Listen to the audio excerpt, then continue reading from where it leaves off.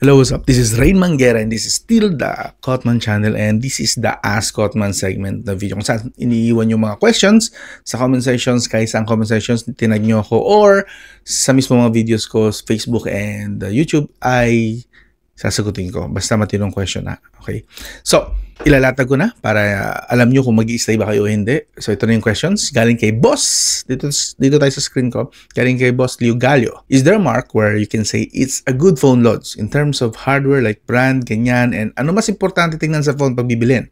Hardware ba or software? This is actually a good question kaya nagustuhan ko ito na nabasa ko ito eh. So yeah, sasagutin natin yan. And then we have the question from Boss Ichiboy Edward kung saan lahat Ichi sa katawan niya. Good day po. Tanong lang kung big deal ba talaga kung gaano katagal nasusupport ng phone brands ang pagpapadala ng software and security updates. Napansin ko lang kasi sa mga tech reviewers na pinapanood ko sa YouTube, palaging issue nila sa mga Infinix phones hindi daw maganda support pagdating sa software security updates. Sana masagot. Planning to buy Infinix phones nga pala. Hehe, salamat po. Okay, Boss Ichiboy. Sasagutin natin kung interesado ka. Let's start. So, unang question kay Boss Liu Galio. Is there a mark where you can say it's a good phone loads in terms of the hardware, like brand, ganyan, and ano mas importante tingnan sa phone pag bibili ng hardware or software? Okay. So, personally, since nag-iwan kayo ng tanong, you trust my judgment dito kahit pa paano. I'm not perfect ha. May mga mali rin ako. So, ilagay ko lang yan dyan sa part na yan. But, this is my logic kung bakit ito ang sasabihin ko, okay? So, personally, pipiliin ko lagi una, okay? Take note dun sa word na una. I'm not saying na yun lang. Hindi ko sinasabing yun lang titignan mo. Don't do that na yun lang. Stick ka lang sa hardware. Huwag ganun. Ang sinasabi ko, una. Okay, so ibig sabihin may second and may third. So, una mong titingnan sa smartphone pag bibili ka is hardware. Of course, kailangan mo ng mataas ang ceiling ng performance. Okay? Sayang kasi kung napaka-optimize ng software mo, and of course, ang expectation mo since optimized ang software is ceiling na mataas. But the hardware is hanggang dito lang.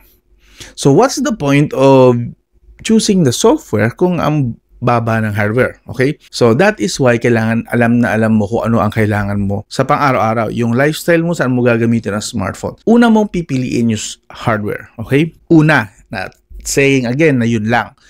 Una. Hardware. Why? What if hardware nga pinili mo ang lakas? Software naman ang pangit. Okay. So, that's a problem, diba? The good thing is, meron kang option.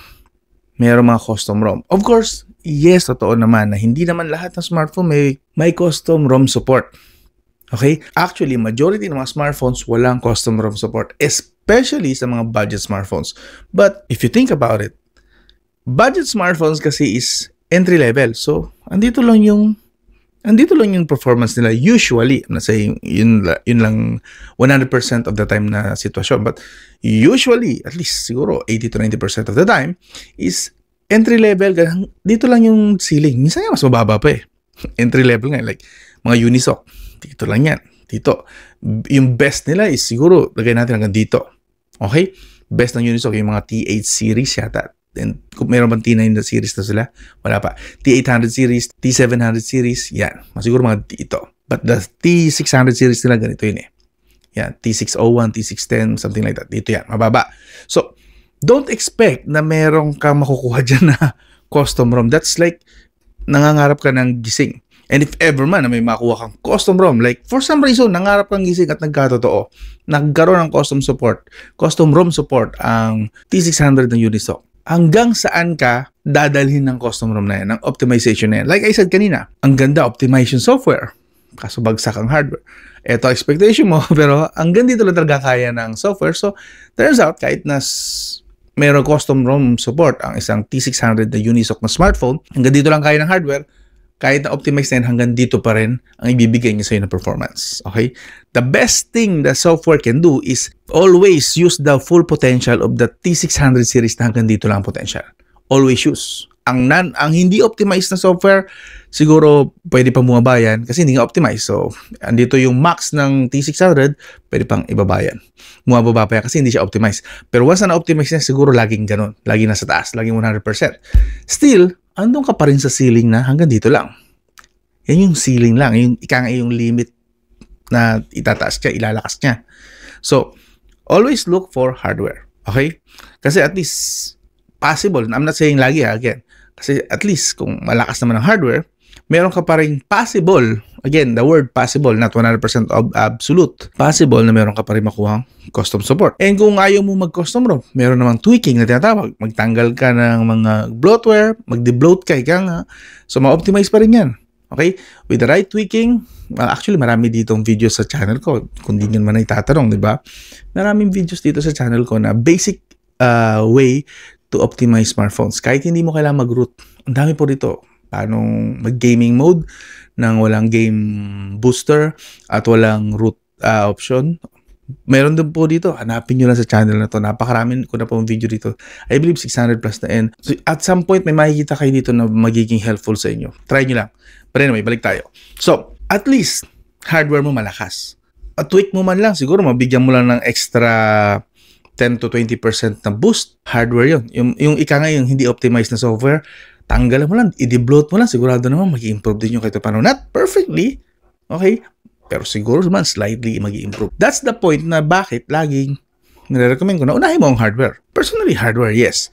Now, kung hindi ka naman ganun kamaalam, hindi ka rin naman hardcore user, wag naman tayo magpanggap din na feeling natin, kailangan natin yung always flagship na smartphone.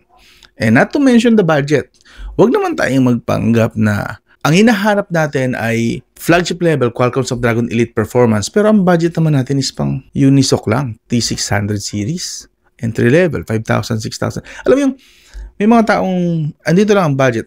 Hindi ko sabi na binamaliit ha. Gusto ko lang, i-check nyo lang yung reality na kaya nilagay yung tinatawag na entry level, mid-range, and flagship is to categorize kasi the budget and the performance. Okay? Although merong blurred lines between mid-range and budget, or minsan mid-range and flagship, may blurred lines na minsan yung tinatawag na flagship killer, na budget gaming phone, kasi nagkakaroon ng blurred lines. Ibig sabihin, yung chipset, malakas pero mura kasi yung ibang parts ng smartphone tinipid. So nagkakaroon ng blurred lines, yung tinatawag kong blurred lines. But the level of smartphones kung saan sila kinakategorize, like yung entry level, mid-range, and flagship, may reason yun. And the point is, ang performance ng entry level ay hindi mangyayaring magiging kagaya ng performance ng flagship level. Okay? They could have close siguro within mid-range and entry. Again, and mid-range and flagship, but not really exactly the same. Okay? Ganon din sa camera ng mga ganyan. Okay? Pwedeng sabihin mo na malapit sa flagship, ang ganda ng quality, but still, not quite flagship level. Malapit lang siguro. Maybe, ganon.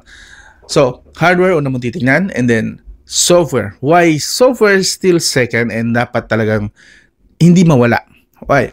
Well, merong mga chipset na acceptable naman. Hindi naman sila kagaya ng Unisoc T600 series or ng MediaTek G30, G50 series.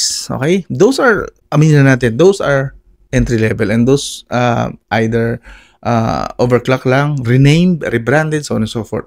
Kung ang chipset naman is tipong nasa mid-range, pinupuri ko yung mga yun. Like, the best example are my Nothing phones. Mga Nothing phones dito sa bahay. Yung chipset nila is hindi naman entry level, di ba? Reality check. Those are at least, worst case, lower mid-range level. Not really entry level. Like the Qualcomm Snapdragon 7S Gen 3 or the MediaTek 7300, 7200. Hindi naman yung kulelat. Mataas pa rin naman ang clock speed nun, and they have decent, at least double the power or to triple the power ng GPU. So, pasok ba yun sa lifestyle ko? Ako, napaka-heavy user ko. Pero bakit?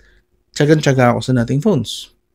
Okay? I'm not really a fan of Nothing phones per se na yun talaga yung gusto ko. Pero, since ang ganda ng track record nila, yun, isa pa yun. Siguro kung magkakaroon ng pangatlong choice, dalawa lang kasi ang sinasabi niya, pero I will put the third one. The third one is the track record. Importante po ang track record ng isang company regarding sa software updates. Okay? Mamaya, tingin ko, doon sa isang mga question kanina, tingin ko may isisingit itong part na track record na to. Magiging connected ito. But, like I said, the third category na dapat natitingnan mo is yung track record ng company.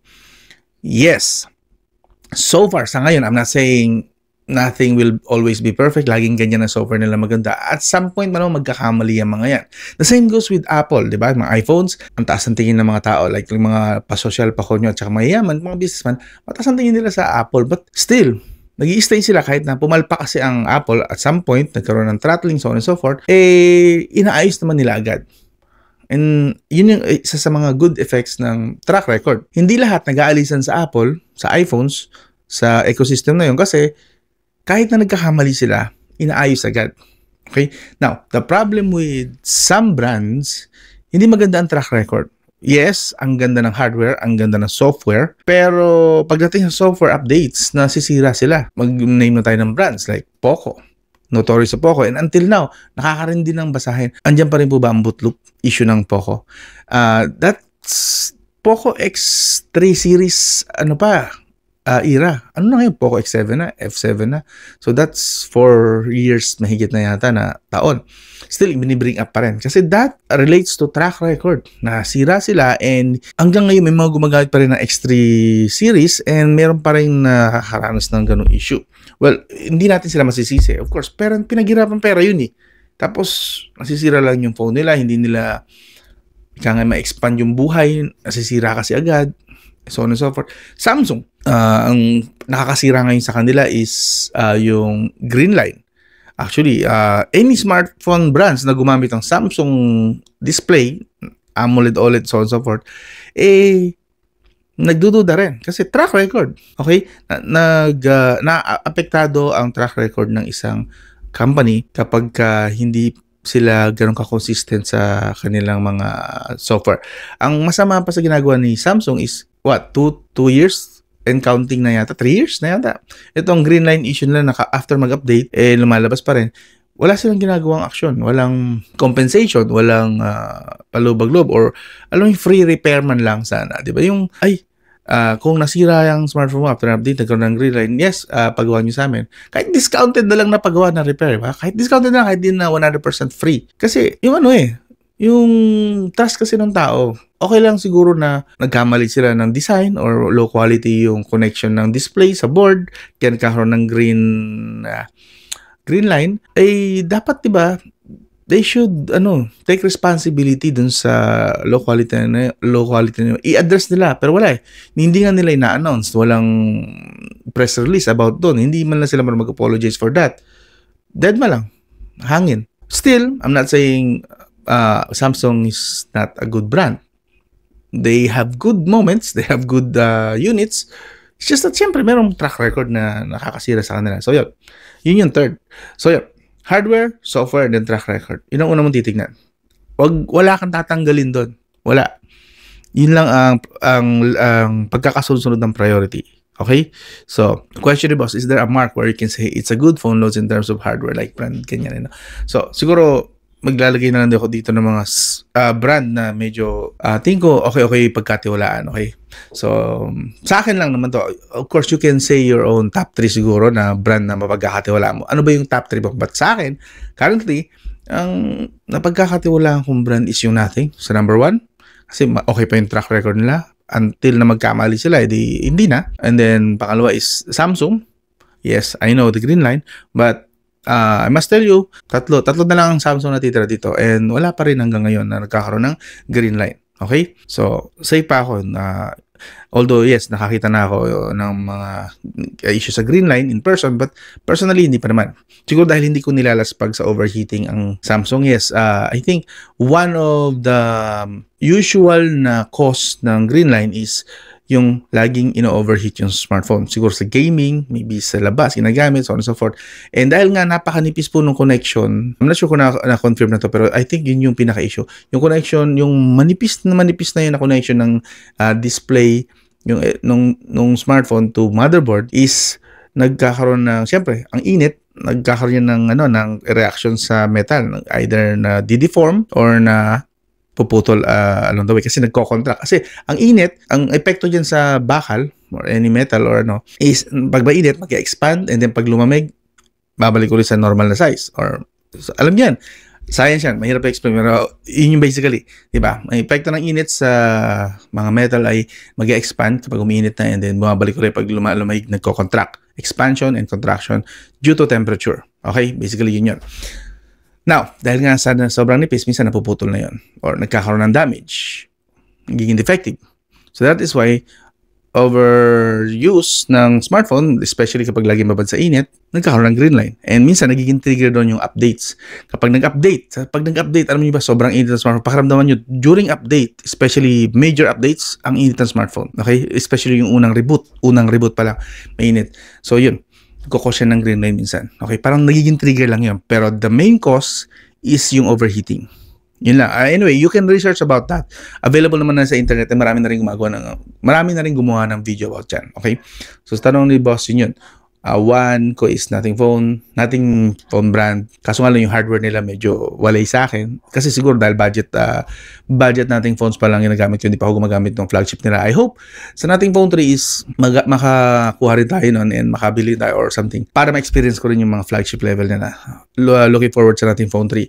And then, pansin nyo, no, ang priority dun is software. Kasi hindi rin naman ganun kalakas ang hardware ng nothing phones. Sabi ko kanina, una kong titignan hardware. Pero kasi, hindi naman siya palpak talaga sa hardware. Hindi lang flagship level yung chipset niya. Hindi rin naman entry level yung chipset. Nasa gitna lang. Okay? Like I said, worst case scenario, lower mid-range. But not entry level ang chipset ng nating phones. So, pasok pa rin sa akin. Hardware, tinignan ko, pasok sa akin yan. Hindi ko kailangan ng flagship level sa pagmamaps lang, sa pag-chat, social media. Okay? Kung gusto kong mag-game, doon ako sa gaming phone like etong S24 Ultra. Yan. I-game natin yan. Although hindi naman design for gaming yan. So, not really, hindi rin na naman ako masyadong nag-game. Mostly vlogging na rin yan. But yan. And then software. So, pangalawa is Samsung. Marami namang goods si Samsung. May mga palpak pero yes. And then pangatlo is, I think, the Vivo. Okay? Galing ako sa Vivo dati. Vivo user ako. Kung pag-start kayo dito sa channel ko, Vivo user ako. So nga lang, medyo papunta na sila sa unreasonable pricing eh. I don't know. Personal take ko lang naman yun. You can have your own personal take regarding sa Vivo, but pasok sila sa pangatlo ko na top 3 na mga phone brands. Okay? Wow. Unang question pa lang haba na agad. Gagawin ko itong 1 oras. Pangalawang tanong galing kay Boss Ichiboy Edward. Good day po. Tanong lang, kung big deal ba talaga kung gaano katagal na susupport ng phone brands ang pagpapadala ng software security updates? Big deal daw ba yon? Kung gaano katagal, like ngayon 7 years support.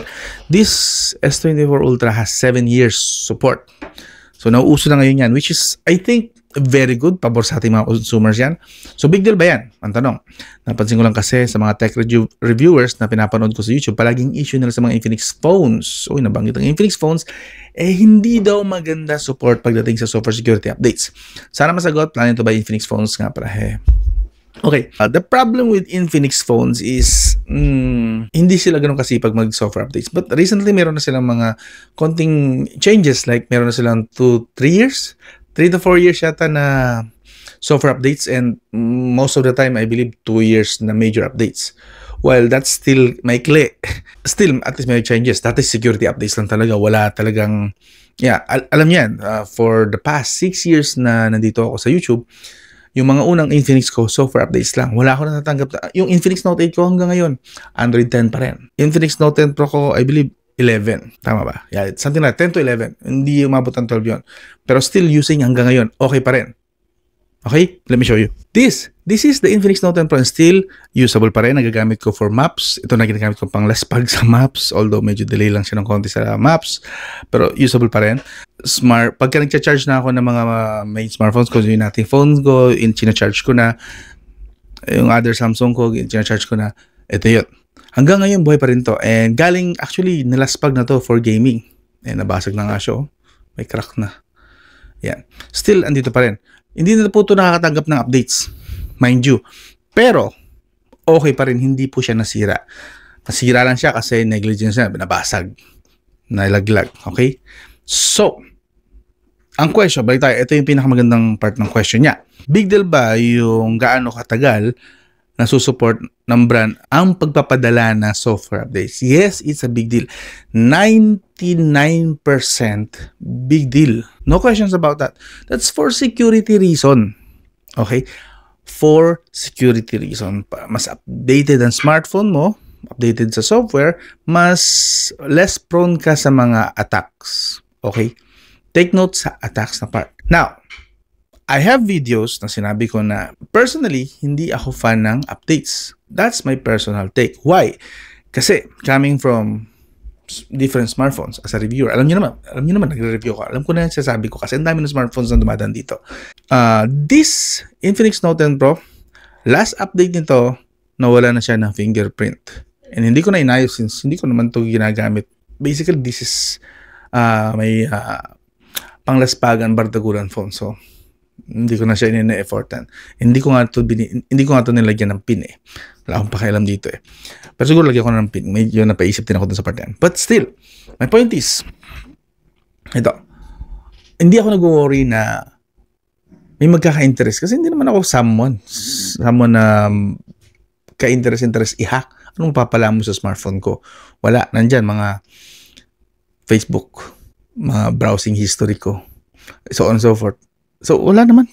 So, anong mapapala mo sa ano ko? So, hindi ko masyadong issue yon. So, that is why, para sa akin, hindi ako fan ng software updates. Ito pa. Ito, biggest reason bakit hindi ako fan ng software updates. May mga updates like, real talk, Infinix, nakakasira or nakakabagal pa nga ng smartphone. Okay? Walang perfect smartphone brand. Even Apple, nagkakamali sila at some point ng updates nila, pero inaayos naman nila agad. The problem with Infinix phones, Transsion, Itel, Tecno, sabi na natin, not just Infinix, sa Transsion in general, and kagaya rin sa Samsung, isama natin yung Samsung, hindi sila agad-agad nagpapadala ng fix kapag may problem yung software na pinadala nila last time. Ang tagal. And etong pinaka-best example na ilang taon na? Kailan pa to? 2022? 2021? Hanggang ngayon, wala pa rin sila pinapadalang update to fix the fingerprint issue na nawala ang fingerprint. So, that's my take. Bakit? Kasi may personal ako pinagdadaan. Again, hindi natin pwedeng i-invalidate yung issue na naranasan ng iba porket hindi mo naranasan. And ito naranasan ko, pero hindi ko i-invalidate ang issue mo na hindi mo naman naranasan yan. Okay, good for you. Actually, I'm happy for you na hindi nasira ang smartphone mo after update, especially sa Transsion and Samsung. Pero, it doesn't mean na hindi valid yung experience ng iba na kagaya ko. Nawala yung fingerprint. Yung iba, hindi na daw gumana ang camera. Yung iba, mabilis na malobat. Ang bilis uminit at nagfe-frame drops na. Those are valid too kasi nararanasan nila yon. Yes, after update. Kung sinabi nila after update lang nangyari, that's true. Pero it's just that, yan ang reason bakit hindi ko sinasabi na mag-update ka na mag-update. Lalo kung sa mga ganung brand, mga binanggit kong brand. Maging cautious ka. I'm not saying huwag ka talaga mag-update. Maging cautious ka. Like, mag-investigate ka. Like, punta ka sa mga Facebook page nila. Check mo kung okay ba yung recent update. Checkin mo. So, yun. So, kung big deal ba yung matagal na support? Yes, big deal po yun. 99% of the time, again, like, ulitin ko. Pero, depende sa brand. May tiwala ka ba na yung mga ipapadala nilang update is goods? Gaano kataas ang chance na hindi kakasira ng phone mo yun, na hindi kakabagsak ng performance? Gaano kalaking chance yun? Gaano kataas ang chance? Sa akin, mataas ang tiwala ko sa iPhone. Pag nag-update sila, kung pumalpak man yan, after a few days, expect na meron na agad na fix. Nothing phone, so far, like I said kanina, maganda track record. So kung may update, tanggap agad. Hindi ko na chine-check kung may problem ba o wala. Kasi kapag nasira sila, siyempre, masisira na rin tiwala ko sa kanila. Ganun lang yun. Track record means a lot. Like I said kanina, sabi sa inyo, may dudugtog yan dito kasi parang nabanggit kanina yung question. So naisip ko, may question yata na related. Ito yun, yung track record. Importante yung track record, especially sa software security updates. Okay? So, yes, big deal po yun, pero nasa sa'yo naman yan. Kung may tiwala ka ba sa brand. Kung may history ba sila na kapag palpak yung update ba, fix ba agad? Mayroon ba agad magpapadala ng fix? So on and so forth. O meron silang warranty or anong brand ba yun? Meron ganun na libre yung pagpapagawa. I think it was Samsung ba? Samsung pero sa India lang. Yung sa Greenline nila, I believe nagkaroon sila ng program doon. Sa India. I'm not sure why India lang. Users din naman tayo ng Samsung sa Pilipinas. Pero I believe sa India, libre ang pagpapaayos ng Greenline nila sa Samsung. Let me check. Here, Sam Mobile mismo ito. This is a reputable website. Ito yung pinaka-title. Samsung India offers free screen replacement of phones with green line issue. Really, this is unfair.